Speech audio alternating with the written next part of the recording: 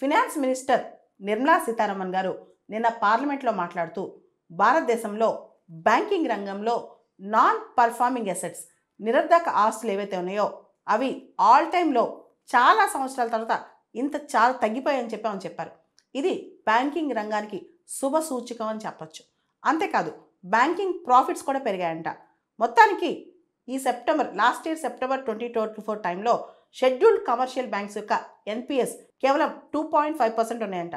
అదేవిధంగా బ్యాంక్స్ యొక్క profits 1.41 lakh crores వచ్చాయంట. ఇది చాలా మంచి పరిణామం అని చెప్పచ్చు. ఎందుకంటే ఎప్పుడైతే మన ఆర్థిక వ్యవస్థ ఫండమెంటల్ స్ట్రాంగ్ ఉందో ఆటోమేటిక్గా ఎంత పెద్ద ఇంటర్నేషనల్ టర్బులెన్సెస్ వచ్చినా తట్టుకోగలదు. మన బ్యాంకింగ్ రంగం స్ట్రాంగ్గా ఉంటే ఖచ్చితంగా మన ఆర్థిక వ్యవస్థ స్ట్రాంగ్గా ఉంటుంది అనమాట. దీనికి సంబంధించి ఇది గుడ్ న్యూస్. దాంతోపాటు ప్రాఫిట్స్ కూడా 1.41 lakhs లాస్ట్ ఇయర్ బ్యాంకింగ్ రంగంలో ప్రాఫిట్స్ వచ్చాయి. కాబట్టి ఇప్పుడు ప్రభుత్వం బ్యాంకింగ్ రంగంలో రిఫార్మ్స్ వైపు దృష్టి పడుతుంది. ముఖ్యంగా మెర్జర్ ఆఫ్ బ్యాంక్స్ కానీ ఇవన్నిటిలో అంటే లార్జ్ ఎకానమీస్ ఆఫ్ స్కేల్ తేవడానికి లార్జ్ బ్యాంక్ సైజెస్ పెంచడం ఇవన్నీ కూడా చేస్తుందన్నమాట. దీనికి సంబంధించి కూడా చాలా గుడ్ న్యూస్ కూడా బ్యాంకింగ్ రంగంలో మనకి ఇంకా ముందు రాబోతుంది. బ్యాంకింగ్ రంగం ఇంకా పటిష్టం కాబోతుంది భారతదేశంలో.